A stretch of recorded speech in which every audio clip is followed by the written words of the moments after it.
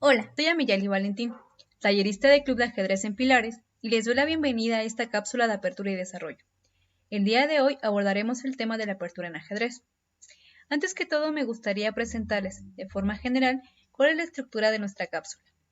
Primero, presentaremos una definición general de lo que es la apertura, cuáles son sus características principales para así poder diferenciarla del resto de las fases de la partida. Posteriormente reflexionaremos sobre la importancia del estudio de la apertura. Después, intentaremos identificar los principales tipos de aperturas y defensas. Y finalmente, reflexionaremos un poco sobre algunos consejos sobre el cómo debemos estudiar aperturas. Ahora, les presentaré una pequeña pregunta. La pista realmente la pueden encontrar en el título de la cápsula. La pregunta es la siguiente. ¿Sabían ustedes que una partida de ajedrez se puede clasificar en etapas o en fases? La respuesta no es nada complicada. La respuesta es sí. Una partida de ajedrez puede clasificarse en 3 grandes etapas o fases. La primera de ellas es la apertura, la siguiente, el medio juego, y en tercer lugar tenemos, pero no menos importante, al final. Ahora, como ya lo mencioné, en nuestra cápsula abordaremos únicamente las cuestiones referidas de forma general a la apertura. Ahora, de forma muy esquemática, vamos a definir a la apertura como aquella fase inicial del juego, en la que vamos a proceder a desarrollar nuestras piezas desde la posición inicial, es decir, desde la posición que tenemos en nuestro diagrama. Ahora, ¿cuáles son las características generales de la apertura? Bueno, hay algunos autores que proponen la división de las fases que mencioné a partir del número de jugadas, tomando en cuenta una partida promedio de 60 jugadas. Es decir, para que yo pueda identificar a la apertura, tengo que reconocer las jugadas que van de la jugada 1 a la jugada 20. Para poder reconocer al medio juego, me situaré en la jugada 21 a la jugada 40. Y finalmente, en el final, tengo que reconocer la jugada 41 a la jugada 60. El único problema con esta división es que hay que reconocer y recordar que no todas las partidas de ajedrez tienen esta duración. Por eso, en la propuesta de nuestra cápsula, intentaremos definir a la apertura a partir de sus esquemas y de sus principios estratégicos generales, a lo cual vamos a ir en un momento. Ahora intentaremos reflexionar y cuestionarnos un poco sobre la importancia del estudio de la apertura. Antes que todo, y en este punto de la cápsula, me gustaría presentarles un ejemplo que les suelo poner a mis alumnos y a mis alumnas. Vamos a imaginar que cada uno de nosotros y de nosotras somos ingenieros y somos arquitectos y tenemos una misión súper importante. La misión que está a nuestro cargo es edificar una casa, un puente o cualquier tipo de edificación. Ahora, ¿qué sucede? ¿Qué es lo primero que tenemos que hacer? Lo primero que tenemos que hacer es identificar los materiales que necesitamos para la construcción. Lo importante en este punto es reconocer que tenemos que ocupar o utilizar elementos de alta calidad. No podemos ocupar materiales baratos para nuestra casa, claramente está. Ahora, ¿qué va a suceder si yo no elaboro de forma concienzuda mi casa? ¿Qué va a suceder si los castillos, los pilares o las edificaciones principales las edifico de una forma básica o de una forma no concienzuda? Lo más probable es que esa edificación se caiga o que nuestra casa se nos venga encima. Lo mismo sucede con una partida de ajedrez. Si yo no contemplo los principios estratégicos básicos para la construcción de una partida de ajedrez, lo más probable es que yo no llegue a buenas posiciones y en algún momento mi partida se colapse. Este es el primer punto principal para el estudio de la apertura. Necesito reconocer que toda partida es un proceso continuo, que ninguna de las etapas que ya mencioné son procesos aislados, sino que una va de la mano con otra. Es decir, si yo tengo una buena apertura, por consecuente voy a tener un buen medio juego. Si yo tengo un buen medio juego, por consecuente voy a llegar a buenos finales. En el ejemplo contrario, si yo no tengo una buena apertura, mi medio juego no será bueno. Y si mi medio juego no es bueno, probablemente no llegue a un final y pierda mi partida durante la mitad de la partida. Ahora, ya que tenemos más o menos en cuenta cuál es la importancia de la apertura, otro de los puntos principales para el estudio de esta fase del juego es el tiempo que le podemos invertir al desarrollo de estas primeras jugadas. Voy a poner un ejemplo. Vamos a imaginar que nos encontramos en un torneo y que tengo un reloj de ajedrez al lado. Vamos a imaginar en este ejercicio hipotético que yo durante las 5 primeras jugadas voy a consumir 1 hora de mi tiempo porque no sé qué jugar, porque no tengo claro cuáles son mis objetivos. Lo más probable es que al llegar al medio juego yo ni siquiera tenga tiempo suficiente para calcular las posiciones verdaderamente complicadas. Esto va de la mano con la siguiente razón. Si yo contemplo una cantidad de tiempo excesiva para el cálculo de mis primeras variantes, yo no puedo mantener ese nivel de análisis durante toda la partida. Es decir, yo no voy a poder mantener los niveles de tensión emocional y mental a lo largo de toda la partida. Por eso es súper importante entender que el estudio de apertura es una de las cosas fundamentales para cualquier amateur o jugador de ajedrez. Un punto que va de la mano con esto que acabo de mencionar es la infinita cantidad de posiciones a las cuales yo puedo llegar. Únicamente por poner un ejemplo, vamos a remitirnos a la jugada número 1 de cualquier partida de ajedrez. Y para eso vamos a remitirnos a nuestro diagrama. En nuestra posición inicial tenemos 8 peones de blancas y tenemos 8 peones de negras. Cada uno de esos peones tiene dos posibilidades diferentes, es decir, cualquier peón puede llegar de un movimiento a la fila 3 o a la fila 4, y así cada uno de los 8 peones, dando un total de posibilidades de 16. Por su parte, cada uno de los caballos tiene dos casillas diferentes a las cuales llegar. Como podemos ver en el diagrama, estas casillas se marcan con un pequeño círculo. Si yo sumo las posibilidades en mi primera jugada, me va a dar un total de 20 posibilidades distintas. Si yo multiplico esta cantidad de jugadas por la cantidad de jugadas que puede disponer el negro solamente en la primera jugada, me va a dar un total de 400 posibilidades. Es decir, en la jugada 1 tengo cerca de 400 posibilidades distintas. Como podemos ver, el ajedrez es una cuestión de posibilidades y este número es mucho mayor cada que yo voy adentrándome más dentro de mi misma partida. Ahora, en este punto es súper importante entender que no todas las jugadas son buenas y que no todas las jugadas son malas. Y en este momento es necesario entender un poco el desarrollo de la teoría ajedrecística. La teoría me va a decir cuáles son las jugadas correctas y cuáles son jugadas incorrectas durante el desarrollo de mi apertura. En este momento hay que remitirnos un poco a la historia del ajedrez. Como algunos de nosotros y nosotras sabemos, el ajedrez contemporáneo tiene cerca de 400 años de existencia y ha habido grandes maestros y maestras que han aportado su granito de arena para la construcción del vasto conocimiento que actualmente tenemos en la teoría de ajedrez. Por mencionar solamente dos de los principales y más antiguos maestros de ajedrez, tenemos a Ruy López y tenemos al maestro Greco, ambos jugadores del siglo XVI y XVII. Durante estos años ya estos maestros proponían tres grandes ejes rectores para el correcto desarrollo de piezas durante la apertura. Estos tres ejes rectores son: número 1, control central; número 2, desarrollo correcto de piezas; y número 3, seguridad de rey. Si nosotros somos capaces de identificar estos tres conceptos estratégicos hilados de la mano y aplicarlos durante el desarrollo de una partida, les puedo asegurar que tendremos una buena apertura. Vamos a remitirnos de nuevo a nuestro diagrama. Vamos a jugar en este momento A3. Como podemos ver, una jugada como A3 no está cumpliendo con los principios estratégicos que acabo de comentar, puesto que no estoy controlando el centro y no estoy desarrollando de forma correcta mis piezas. En este momento es súper importante darnos cuenta que al ser jugadores de blancas tenemos una ligera ventaja. Al comenzar primero tenemos un tiempo de más, por eso es súper importante no desperdiciar nuestro tiempo haciendo jugadas como la que acabo de realizar en el tablero. Vamos a realizar otra jugada de blancas, caballo H3, y por parte de negras D5. Vamos a intentar reconocer las diferencias entre las jugadas del blanco y la jugada del negro. Al momento de blancas, al jugar caballo H3, no estoy controlando el centro y no estoy desarrollando en la posición indicada a mi caballo. Por el contrario, lo estoy llevando a la orilla. Mientras que el negro sí está desarrollando una pieza hacia el centro, que en este caso es un peón, y estoy dando escape a una pieza menor, que es el alfil. Espero se note la diferencia entre una jugada correcta de apertura, en el caso de las negras, y una jugada incorrecta por parte del juego blanco. Vamos a regresar nuestra posición. Y hasta aquí podemos terminar con las nociones generales de la apertura. Pero no se preocupen, aún vamos a la mitad del video y vamos a seguir con algunos conceptos generales para mejorar nuestro juego en apertura. Ahora vamos a intentar identificar los principales tipos de aperturas y de defensas.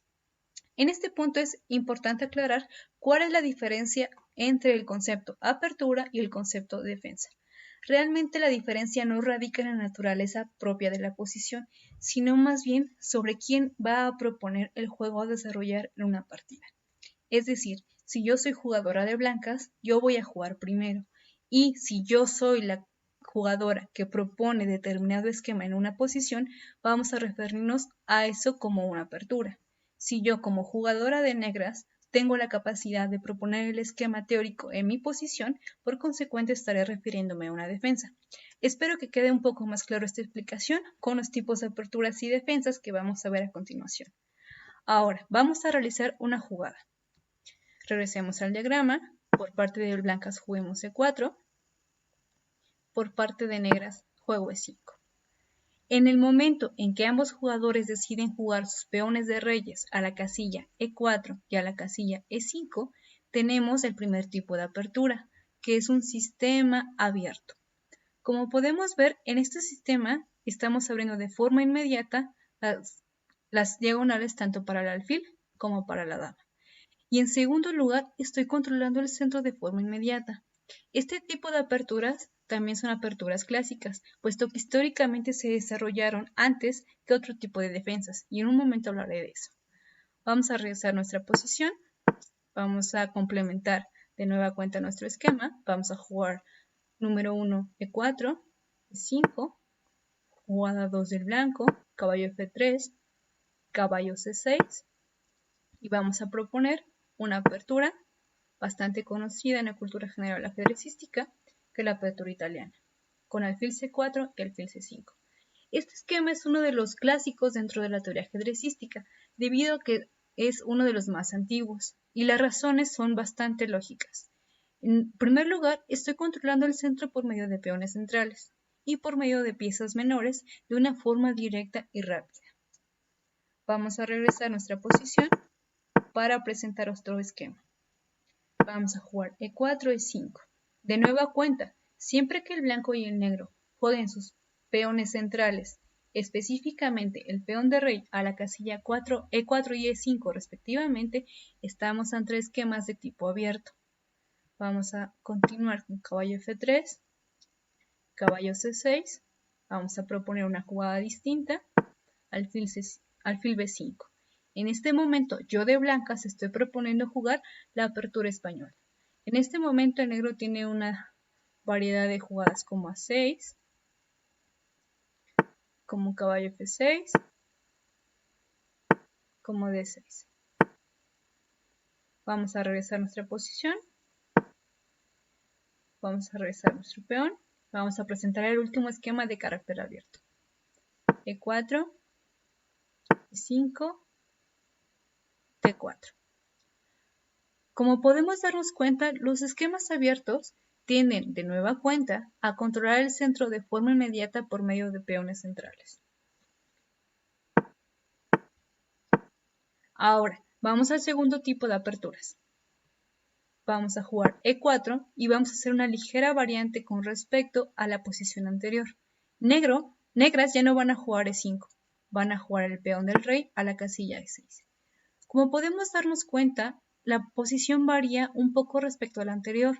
Si bien el negro jugó su peón de rey, ya no lo colocó de forma directa en el centro, más bien intenta controlar las casillas centrales, específicamente la casilla de 5, de forma indirecta. En esta posición, el negro es el que está proponiendo el esquema a jugar dentro de la posición. En este momento tenemos la famosísima defensa francesa. El negro juega D5 y en este momento el blanco puede jugar una infinidad de variantes.